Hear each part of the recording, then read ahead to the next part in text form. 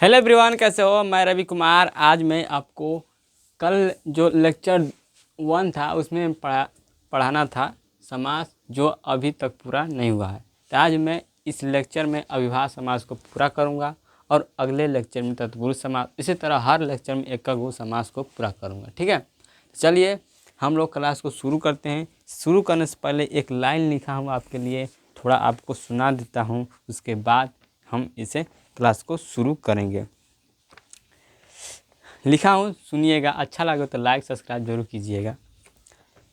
जलना पड़ेगा तपना पड़ेगा, जलना पड़ेगा तपना पड़ेगा, सोना बनना है तो पिघलना पड़ेगा। जलना पड़ेगा तपना पड़ेगा, सोना बनना है तो पिघलना पड़ेगा। रास्ता आसान नहीं होगा, रास्ता आसान नहीं होगा दोस्त, मंजिल चाहिए तो जलना पड़ेगा। मंजिल चाहिए तो चलना पड़ेगा। ठीक है, तो हम इसी मोटिवेशन के साथ क्लास शुरू करते हैं, जुनून और जज्बे के साथ।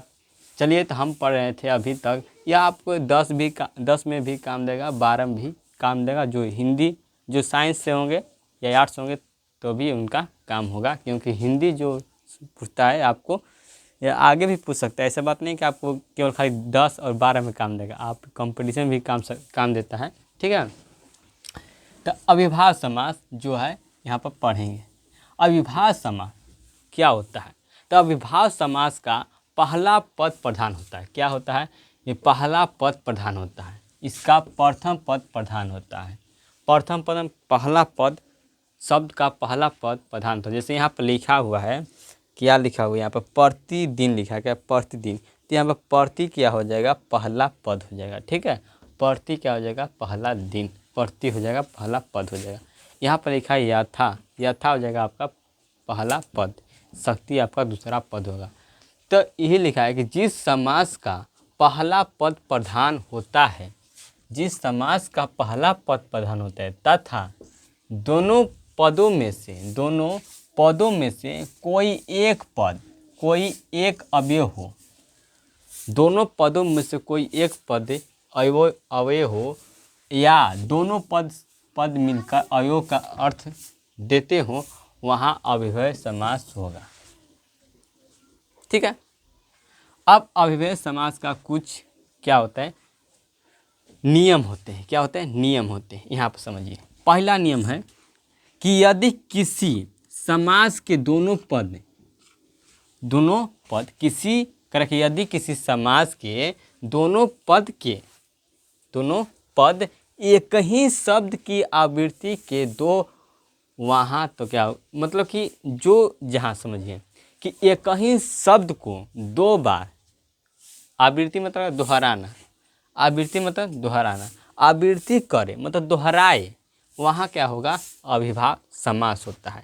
जैसे यहाँ पर लिखा है धीरे धीरे, एक ही जैसा यह कहा एक जैसा है शब्द, यह 2 बार आया है, या धीरे धीरे 2 बार आया है। उसी रातों रात 2 बार आया है, दिनों दिन 2 बार आया है, पलों पल 2 बार आया है, और क्षण क्षण 2 बार आया है, हाथों हाथ 2 बार आया है, साफ 2 बार, बार बार 2 बार, पहले 2 बार, बीचों बीच।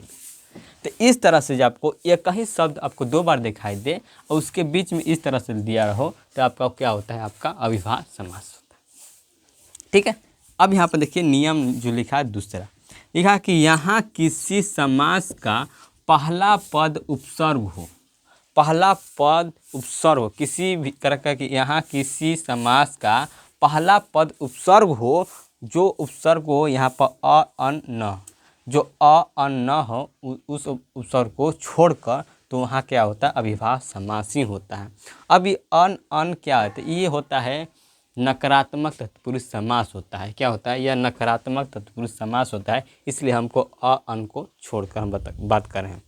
तो यहाँ पर जैसे लिखा है प्रतिदिन, अनुवाद, आमरण, आजन्म, सपरिवार इत्यादि। ठीक, अब जो आपका नियम है तीसरा कह रहा है कि यदि किसी समास का पहला पद कोई अवयव हो, तथा दोनों पदों में से कोई एक अवयव हो तो वहाँ पर अविभाज्य समास होगा। जो अवयव लिखा है तो आपको समझ में नहीं आ रहा, तो यहाँ पर आपको जब अवयव पढ़ाऊँगा ना वहाँ पर यह क्लियर कर दूँगा, ठीक है। तो यहाँ पर जैसे लिखा है कि यहाँ पर यथाशक्ति, यथाशक्ति, यथा निर्देश, यथा योग, यथा क्रम। अब इतना बात आपको याद न भी रहे, आपको इतनी बात अगर न भी याद रहे तो आप तब वो भी परीक्षा में अच्छे मार्क्स लाएंगे इसमें, इस टॉपिक में। तो जो जैसे मैं लिखा हूँ ट्रिक, यहाँ पर लिखा हूँ, क्या लिखा हूँ, ट्रिक। ट्रिक जब सारा नियम फेल होता है, सारा जब तरीका फेल होता है, सारा दाव फेल होता है, तो क्या काम देता है, ट्रिक काम देता है, ठीक है। जिसे हम कहते हैं छल, छल काम देता है ना, वह ट्रिक। तो ट्रिक है, समझिए कि जिस शब्द के आगे मतलब जिस शब्द के शुरुआत में क्या लगा हो, यथा लगा हो, प्रति लगा हो, नी लगा हो, भर लगा हो, आ लगा हो, अनु लगा हो, बे लगा हो, हाथ लगा हो, अति लगा हो, तब तो वो क्या होगा, अविभाज्य समास होगा। क्या होगा, अविभाज्य समास होगा, अविभाज्य समास होगा। क्या होगा, अविभाज्य समास। जैसे मैं एग्जाम्पल की बात करूं इस पर सभी पर, तो मैं एग्जाम्पल बात करूं यहाँ पर सभी पर, देखिएगा। यथा मतलब यथाशक्ति हो गया, यथाशक्ति, यथाशक्ति ये हो जाए, देखो यथा लगा है, यथाशक्ति हो जाएगा। देखो यथाशक्ति क्या हो जाएगा आपका, यहाँ पर अविभाज्य समास हो जाएगा। जैसे प्रतिदिन, प्रतिदिन भी क्या हो जाएगा आपका अविभाज्य समास है। जो देखो यहाँ पर लिखा है प्रतिदिन, यहाँ पर लिखा है, यहाँ पर भर पेट, भर पेट, भर पेट क्या हो जाएगा, अविभाज्य समास है, क्योंकि यहाँ पर भर दिया है, ठीक है। यहाँ पर लिखा है कि आ जन्म, आ जन्म क्या हो जाएगा यहाँ पर अविभाज्य समास, क्योंकि शुरुआत में क्या है, आ है।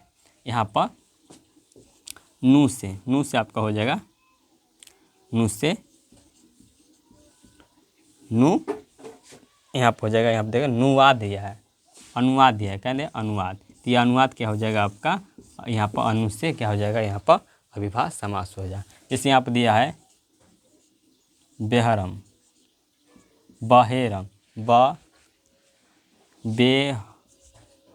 बेहरम हो जाएगा, चाहे बेखट हो जाएगा, ठीक है, बेखट हो जाएगा। इस तरह से आपको दिया रहेगा, यहाँ पर बेफायदा दिया रहेगा, बेखटकी दिया रहेगा, ठीक है। बेहरम जो का बेरहम जो दिया है पर लिखा रहेगा, बेरहम, बेहरम हो गया, बेखटक हो गया, बेखटकी हो गया, यहाँ पर बेफायदे हो गया,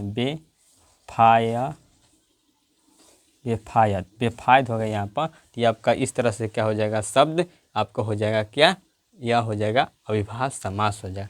यहाँ पर अति, जैसे अति आवश्यक क्या हो जाएगा, अविभाज्य समास हो जाएगा, ठीक है, ठीक है।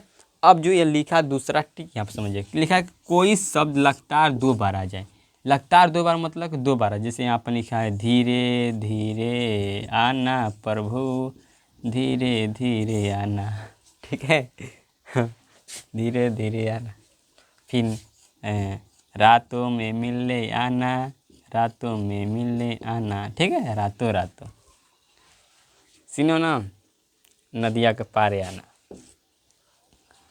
हाँ, तो इस तरह से आपको यह ट्रिक याद रखना है। इतना भी नहीं याद है, इतना ट्रिक याद है तो आपको। अब देखिए अच्छा लगा हो तो चैनल सब्सक्राइब कर, लाइक करें। मिलते हैं अगले वीडियो में। जय हिंद, जय भारत।